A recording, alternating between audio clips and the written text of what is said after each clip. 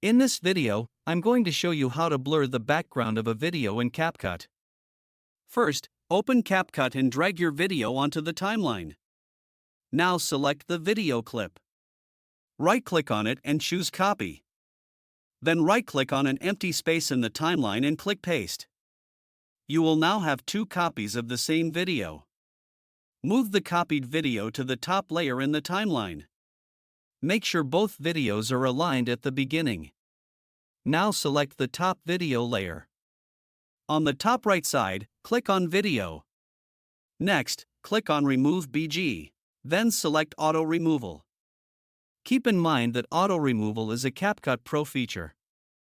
If you don't have Pro, you can use Custom Removal instead. Once the background removal is complete, click on Effects from the top menu.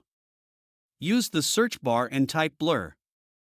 Now drag the blur effect onto the bottom video layer in the timeline. And that's it, you've successfully blurred the background of your video in CapCut.